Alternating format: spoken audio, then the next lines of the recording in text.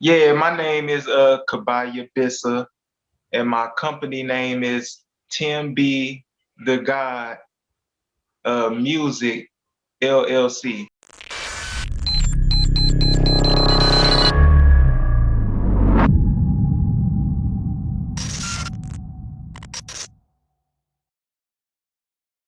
Hey, it's Kellen, and today on Diversified Game, all the way from Burkina Faso. I tell you, when you go from St. Louis to Burkina Faso, you know you are doing it big. He's in paradise. Kabadyah 314. Bissa, Tim B the God, music. This is a full-time musician who has relocated his family to Burkina Faso. If you don't know, that's in West Africa. After this interview, of course, you'll be laced with the game. Brother, what's going on? How are you doing? Blessed by the best, man. Trying to make it happen for the family. You know what I'm saying? Doing the best I can do. Pray all But is well, bro. Appreciate you for having me, bro. well, I wanted to highlight you because you're not trying, you're doing. To be able to get all those plane tickets and then come to a whole new country. And I'm gonna give the story just because you've done plenty of press. He has his own YouTube. Links will be in the description. Y'all can go get whatever I missed, but I want to go somewhere deeper on this so I can educate y'all. But he brought his 5 children, wife, music, all the equipment to come to Burkina Faso because he found out through his DNA that some black folks are scared to take to this day because it breaks up Right, families. You'd be like, wait, that my mama didn't tell me that, but she didn't know sometimes. But he right, found right. his DNA on his dad's side and said, let me relocate and let me tap in. And he's been treated like the chief, like the king that he's always been. So I'm writing a course right now for Black Americans, especially to relocate to Africa, whether it be vacation, whether it be retirement, or just to check in. I need you to tell us throughout this interview, what do we need to know before we go, especially those who want to stay a little bit longer? I say the biggest thing for me that I go off of, and a lot of people don't agree, but I feel like getting your DNA is the biggest thing. You know what I'm saying? You get your DNA. I feel like it's so big because you could be amongst your brethren, you could be amongst your family, and they can really, really help you. And it's not like you just winging it, going somewhere, trying somewhere. It's okay to travel, and I would do that and go around Africa and see Africa.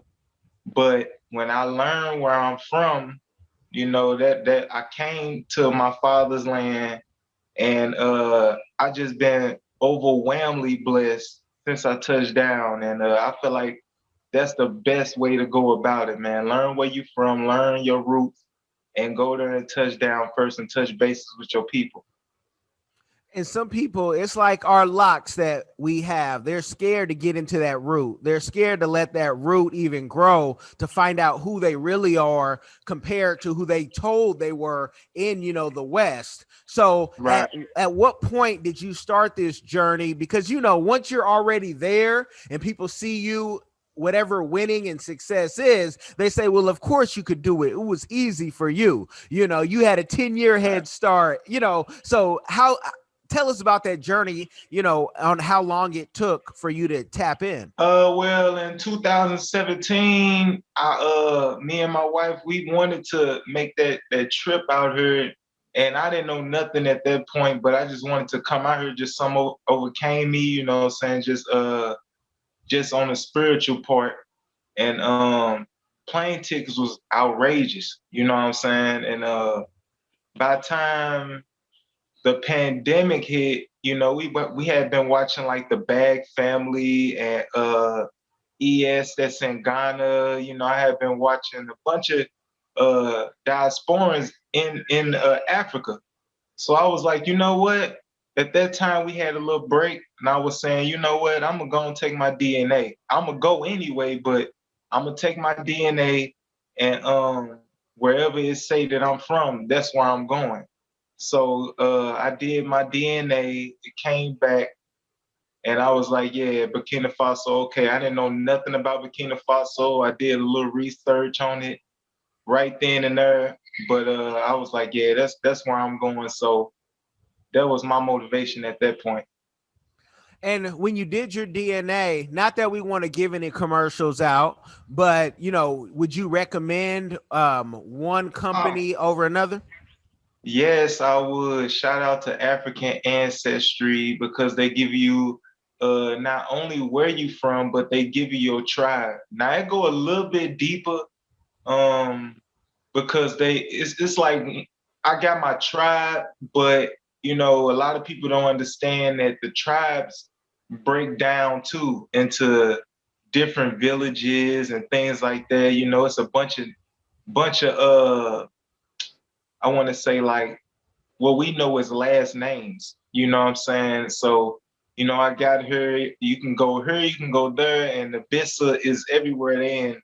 You know what I'm saying? Benin, Congo, Ghana, but it came back Burkina Faso. So I just wanted to get as much information as I could in Burkina Faso area and be here, as my DNA says. So shout out to African Ancestry. I definitely recommend them. And that's beautiful. And I don't want to discourage anybody who even just wants to find out where they're from, because they may go to Mrs. Page's, the owner of African Ancestry, might go to her website and say, well, y'all, I don't have all that money to do that on both sides. Right. But you could use another company, and I'm not going to give them a shout out, but also take those results and use GEDmatch, which will help you break down the tribes as well. And they asked for a $10 donation last time that I heard. But if you guys do have the extra to do the African Ancestry, why not support the Black-owned business and really tap in and tune in? So did you do it on both sides, on your mother's side and your father's side? I did it with my father's side. Because just spiritually and being a biblical man, it's just something with me that I feel like is very, very important to know my father's line. You know what I'm saying? That for me personally, I look at it like, the seed come from the man plant the seed. So it was very important for me to know my father's line. But me and my wife, we definitely looking into doing our mother's sides too. Okay. And with that, and I know you were welcomed inside Burkina Faso. Have you found anybody be like, that look like that could be my cousin, or, that, yeah. Man, all the time, every day. I even not even my cousin or family. It's just like I be around. It's just like everybody. It's just like I be like, man, it's just like a brother in the United States just walking around. You know what I'm saying? Like all the time. It's no difference for real. Everybody walking around is just like everyday brothers and sisters. You wouldn't even really think until they get to speaking. You know what I mean? And the same thing with you as well. When you can go and just kind of blend in until you open your mouth, nobody knows where you're from. I know folks probably might tease you and be like, yeah, Kellen, but he light skinned. You don't think it's light skinned people in Africa? You guys better get your mind right. It's all type of. Right. Now you are in one of those batches of people where the more you grow and people know your journey, the more weight folks are going to look at you like the Burkina person or the African person. And you have to educate folks who have never been, not even some folks never, I'm from Oakland, never been out of their city. Right.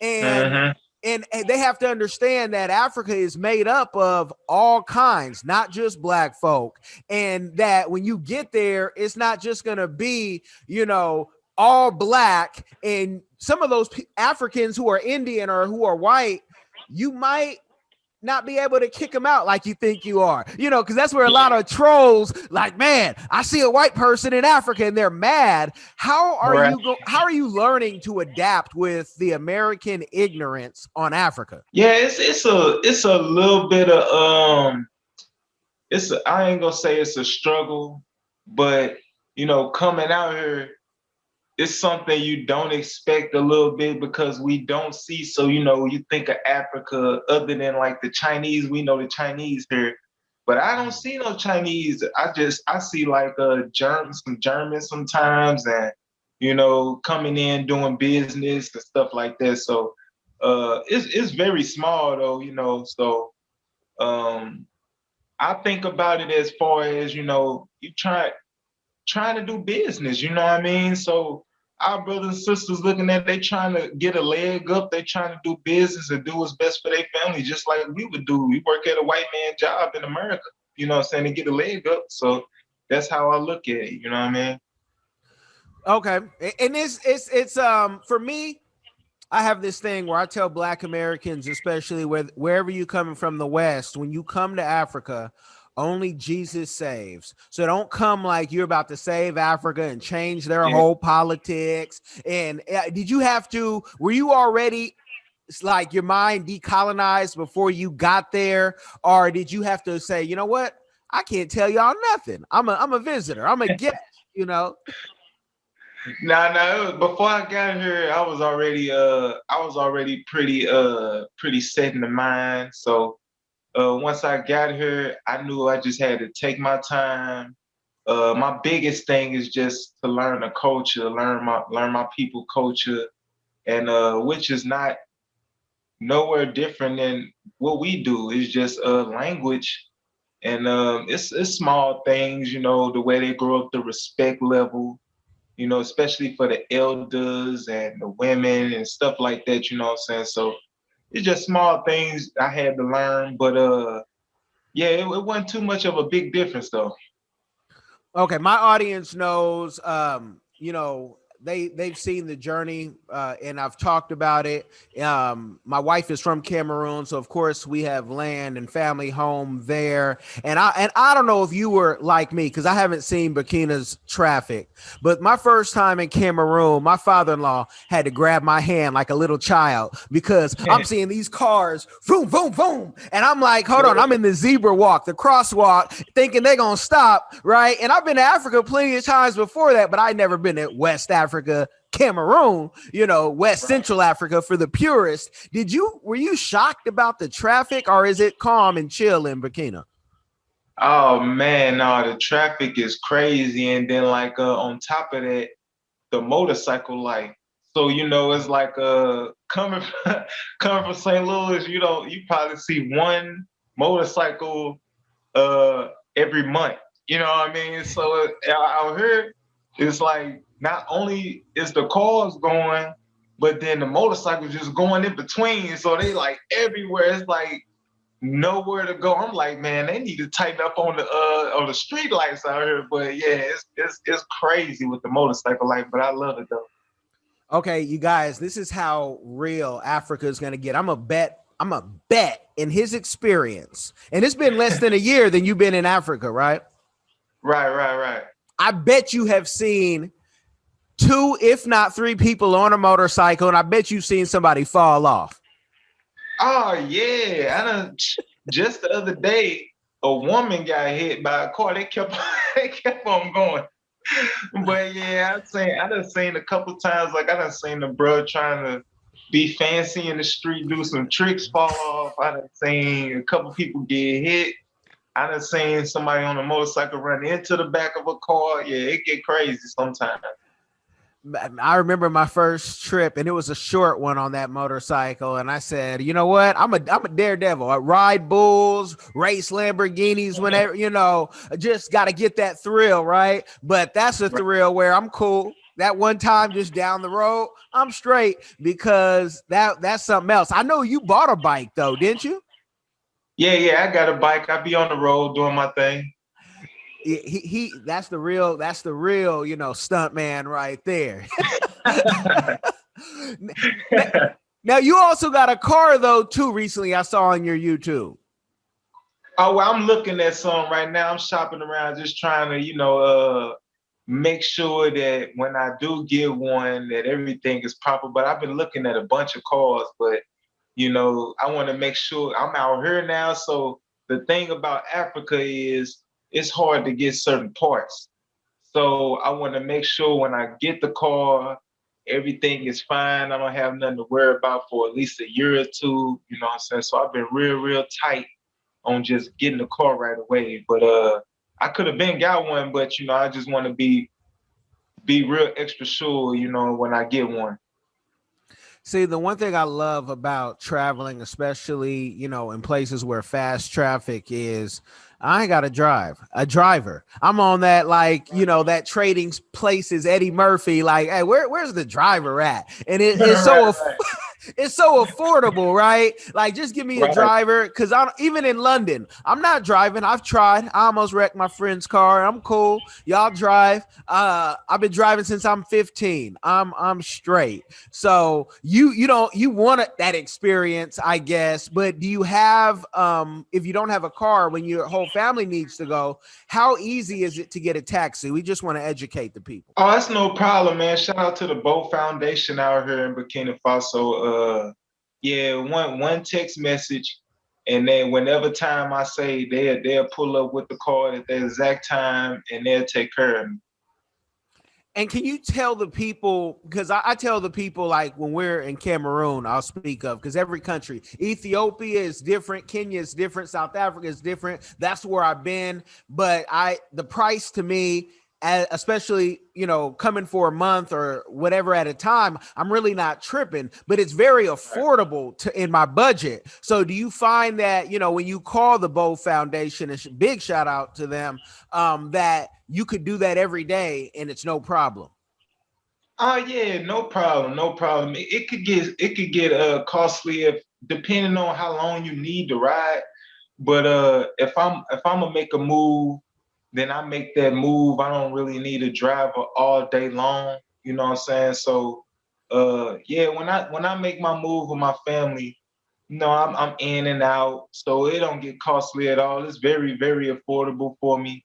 You know, so I don't got no issues on like the payments, nothing like that. It's no trouble. Okay, can you give the folks, because my story, when I tell people if I pay a driver $150 a month and that's with an overpay, like a tip, they say, nah, Kellen, you can't get no driver for 150. And I'm like, I can. Now, I don't know if y'all need like a Rolls Royce or anything to pick you up, but Right. if you need to, let's say, go to, a festival or something, just with the family, give it the people just an example of how much it could be. Is it $5? Is it $25 just to go, to and fro? Yeah, I say probably a little under $10. You know what I mean? Just probably like right at $8, $9. You know what I'm saying? And specifically, I'd be probably just paying for the gas, just showing a driver love for his time and and everything like that, and helping us out and stuff like that. So it ain't no problem at all. All right, so you guys, it's not just me. It's just not Kellen. It's everybody is getting this love, and that's why I like bringing you these stories. Now you are, and correct me if I'm wrong, a full-time musician, correct? Yes, yes, sir.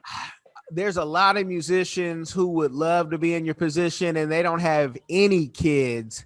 Can you give some business game to say, how can I be a musician, go out to Africa and continue to make money? Because Spotify is playing with my stream money, Right. YouTube, Google's playing with my stream. What is a goal that they should set so they can try to do what you're doing right now? Make sure you definitely have a plan. Um, First off, have the plan what you fit to do, how you fit to move. And on top of that, you know, you got to be consistent with what you're doing. I set up a lot of things like right before I left, you know what I'm saying? Right before I left, I shot two major videos. I just dropped the album, you know what I'm saying? So I did that right before I left the United States. So I've been riding out on that, you know what I mean? And I'm working on another album right now, and it's actually halfway finished, and I'm about to get ready to start shooting more videos. So I say stay consistent, stay working on your craft the whole time, before and after. But it's definitely possible. It's not as hard as you think, though. And when you get here, they already looking at you like Superman. So it's not gonna be hard to elevate up to another level. Once you get here, they looking at you like Jay-Z already. So once you get her, you could definitely take it a step higher. Well, we know with COVID, a lot of, folks who were riding on, nice cars and jewelry started complaining real quick because they didn't have anything in the reserve because there's show money. And, that's where the majority of artists get their money Yeah, from that show money. So you have, forfeited your American show money, and COVID helped with that as well. So then when you right. come to Burkina, are you telling artists that you can get some show money out there? Yeah, I be actually I got a couple of brothers that I'm working with, and I'm teaching them the game on how everything go with the music business, and actually, sliding in the way Africa do business too, because it's a little bit different. You know what I mean? So I'm definitely showing them the game and the profits off of show money, as well as getting um, the back end as far as online pay and things like that and stuff they can benefit from too. But yeah, it's a lot to benefit from. And where should an artist be? Let's say they are a single person and they say, you know what, I'd love to make that trip. I always tell people, no matter what they do, if you have $3,000 coming in every month, you're gonna be rich in most African countries. As long as Right. you don't blow it. So, should an artist already before leaving have a certain amount to be able to survive? And what do you think that amount should be? Well, I would say like because most countries a little bit slightly different, like Ghana per se, they up a little bit higher right now, because of the year return and everything. But like you said, I think if you pulling in at least two bands, 2,000, you'll be good, depending on your type of lifestyle. But you'll definitely be able to make some things happen and keep going forward. If you not with nobody, it'll be a breeze. It'll be a breeze. 2,000, you'll be all right. Okay, because there'll be an artist who will hear this and they might come knocking on your door and you'll be like, hold on, is your Spotify set up? Nah, I just came out here because you said to come out here. Wait, you Right. got to have stuff set up and then be able to prove to yourself you can live off this music. What do you think has been the biggest thing, of you being able to live off your music even before leaving? Because to be a full-time musician is not easy. I don't care if you had a platinum plaque, but Right. if you did, you probably got raped on the back end from some label, and then they charged you back. So, like, how do you? And I'm trying to structure it for a 14-year-old to be able to understand. They say, look, I got this much coming in for shows. I have this much coming in from streams. I have this much that I'm producing for other artists, which a lot of Right. artists, that's their bread and butter, that production hat. How would you set that up for somebody who wants to relocate? How should it be in percentages or in profit? I say the biggest thing for me was just staying 100% independent, doing everything by myself. I'm talking about everything. Like my album cover, I did it myself. I don't like to talk about it, but I talk about it. I mix mastered my album. I made every beat on the album. You know what I'm saying? The only thing I didn't do was shoot my video myself. You know what I'm saying? So everything, being very, very hands-on. Independency is the biggest thing. Every dollar that come in, you want to make sure you get all that. You want everything. You know what I mean? And then the next biggest thing was the highlight from Lil B. Shout out to Lil B. Shout out to the Bay. You know what I mean? He really helped me out. You know what I'm saying? Gave me another extra boost. You know what I mean? So once I got out here, he seen what I was doing and gave me the feature. Nah, man, I just been steadily going up. You know what I mean? So yeah, independency first. Independency first, man. You want to get all them dollars. And how's the scene in Burkina Faso? Because in America, they just finding out about Afro beats and Davido, and how has the scene been? And a lot of African artists have to travel to other, African countries or Europe to keep that bag going. So, give us the scene and where you see yourself going in the next, 6 months. Oh man, the African scene, the beats, the Afro beats, it's a whole different game. You know what I'm saying? As far as the sound, the artists, you seeing what artists is popping for them, how the people gravitate towards those artists. And sometimes you might be like, what? Y'all like this?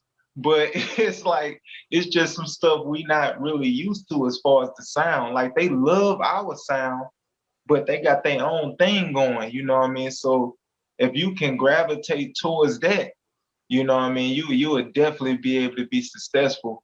But yeah, the scene out here is real unique. They got their own swag, but we the same, but it's a little twist on it, that you would have to just get a swing to.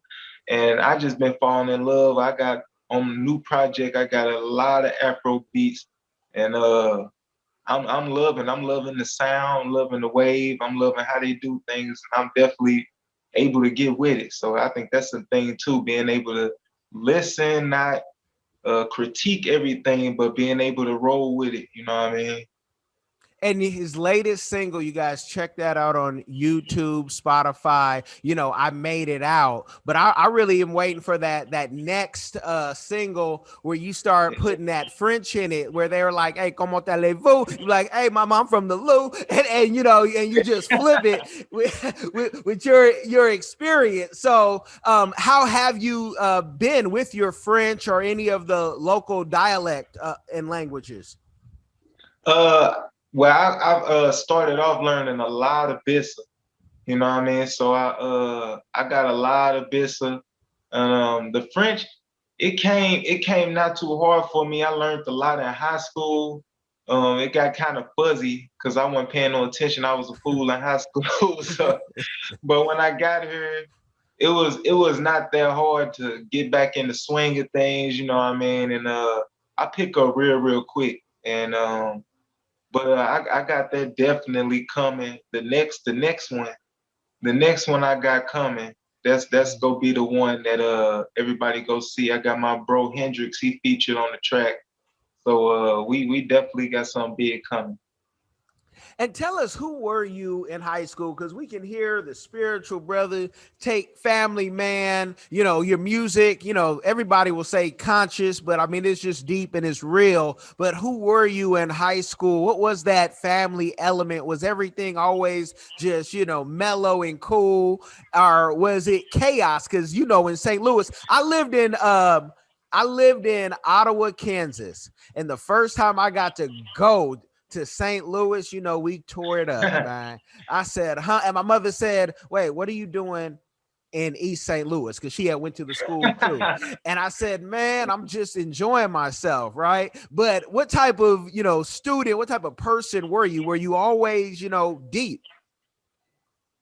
Yeah, I always been laid back, but I was definitely like, you don't got no choice in St. Louis. I was definitely in the streets, very young, you know what I mean? But in high school, I would say like the sports really helped me out. So I was the football guy, I was the varsity football player, you know what I mean? And thought that I could probably have a way out with this, but the only thing is like I only did enough like with my grades to keep playing football in high school, you know what I mean? So the college thing wasn't for me, but you know what I mean? That was pretty much my thing, in high school, just getting the football thing cracking, and just I was still doing music too, but laid back, same old, playing football.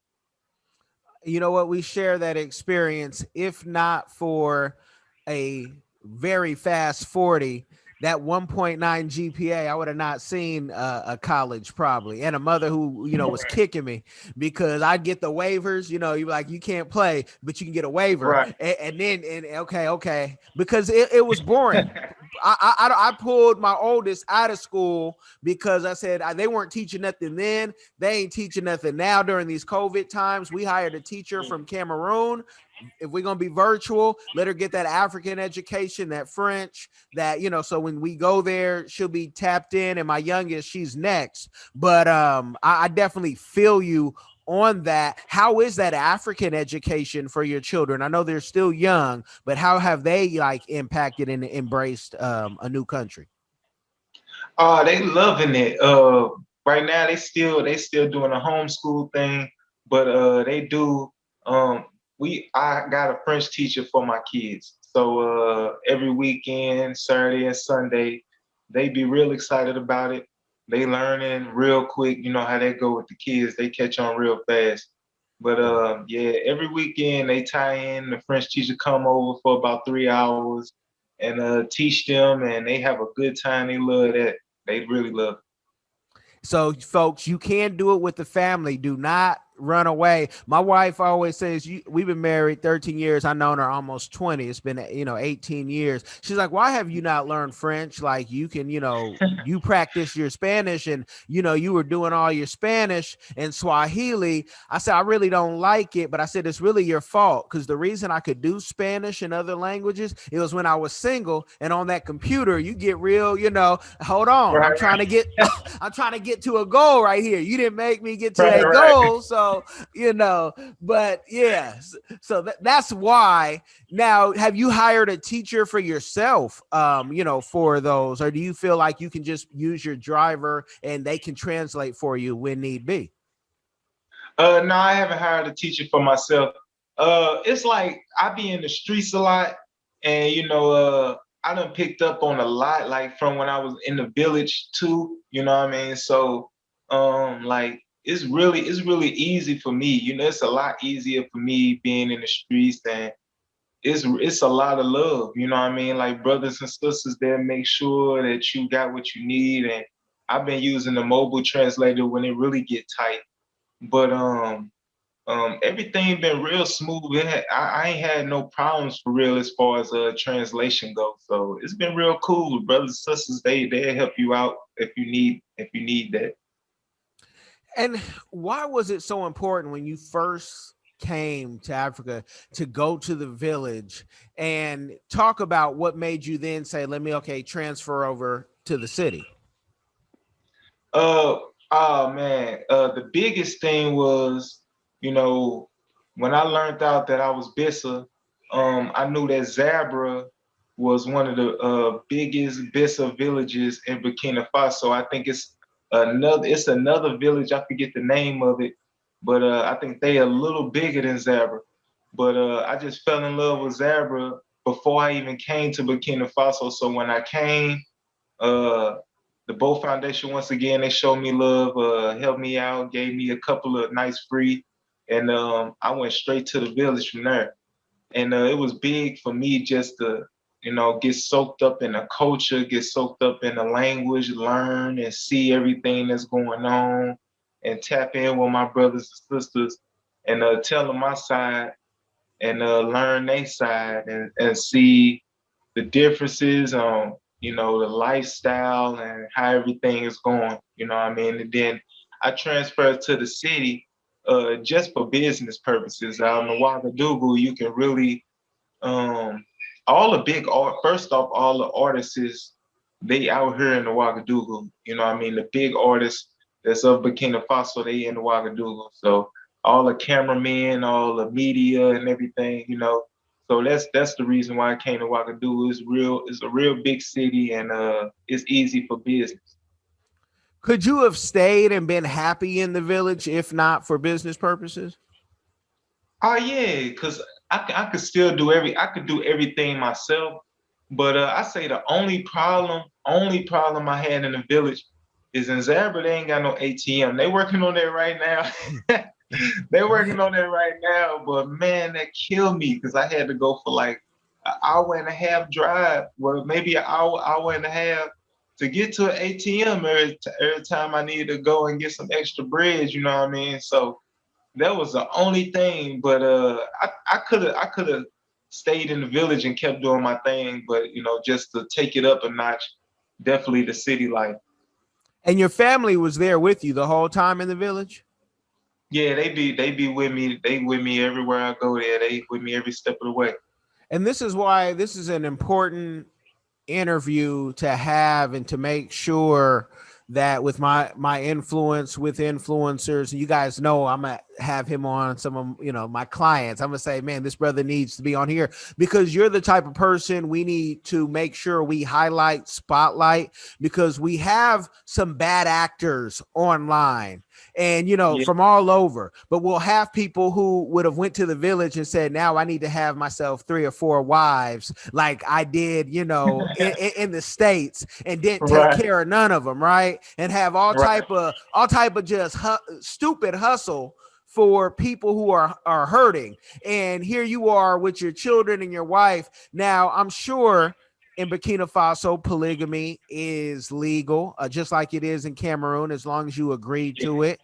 What are your intake, your thoughts on that?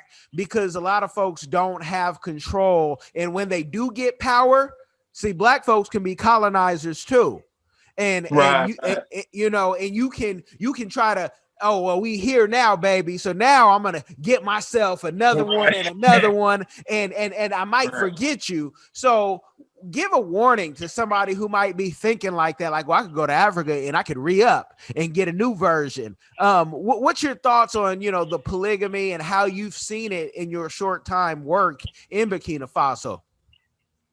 Yeah, well, the polygamy thing, you know what I'm saying? I believe in polygamy and everything, and if you want to do that, you know what I'm saying, no problem. But you gotta really be responsible.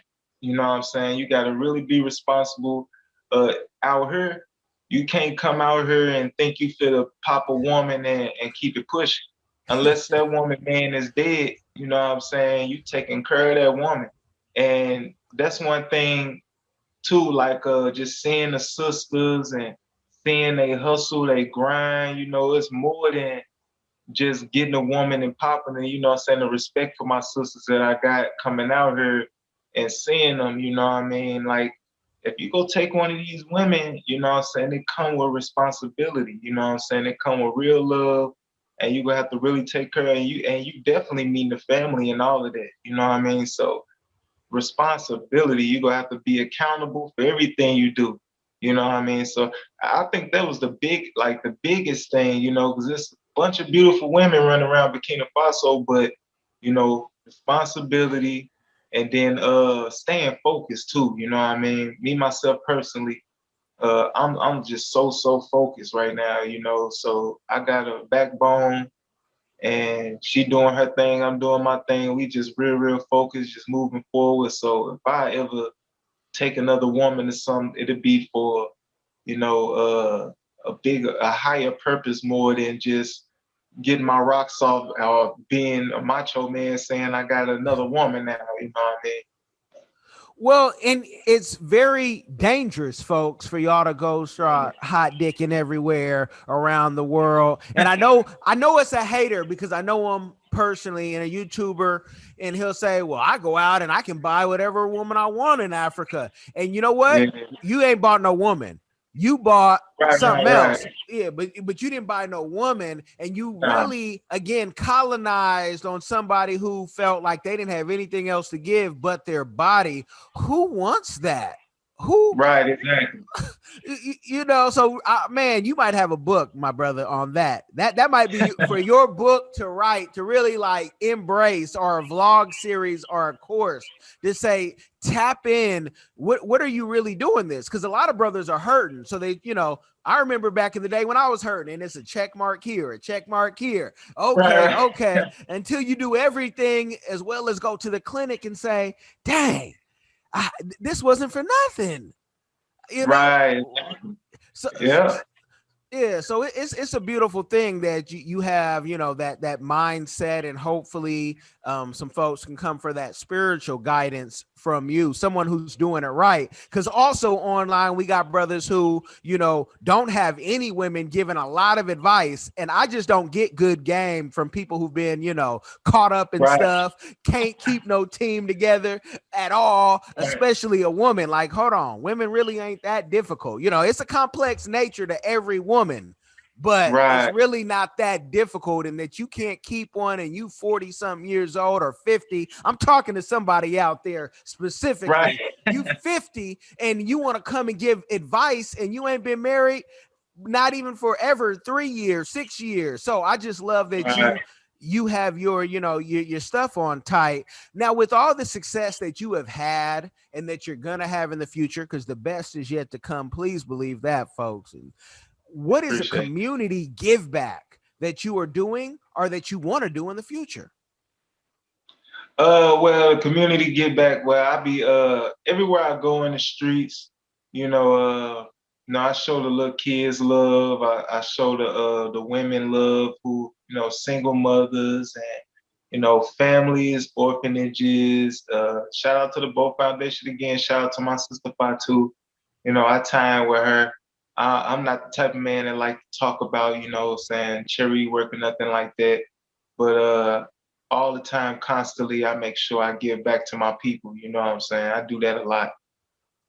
And I knew that was going to be a difficult question. He wouldn't even tell us if he was. Like, I may know something and be like, man, but what about, I'm not going to do that because this is a humble person. And I know on other interviews, they're like, man, give us some more energy. This is the energy. It's genuine. It's not hyped up. It's just, this is who I am. Let me be me. And leave me alone, because he's from St. Louis. So I know he know how to fight. Right. hey, and he knows how to shoot, and I proved that to a lot of y'all with thank God he was all right. But when Fizzle, the gospel rapper, got shot, but you know what? When people said, hey, Fizzle got shot, I said it wasn't shocking that Fizzle got shot. I've been briefly in those St. Louis streets with Fizzle when in the peaceful times at a conference. But the thing that shocked a lot of people is that Fizzle shot back. So how the gospel rapper shoot back, and thank God he's still here. That it lets you know what type of city St. Louis is. It didn't raise no punks. DJ Quick said it about your city when I was coming up. St. Louis is just like Compton. I say Oakland to put the remix, but you got it, yeah. Shout out for sure.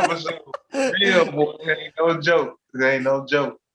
No, definitely. Hey, you guys have been blessed by the game. I want you again to go subscribe. Majority of our folks are listeners. Come check it out, even on the YouTube. Make sure you like, share, subscribe this game. We're going to take this offline.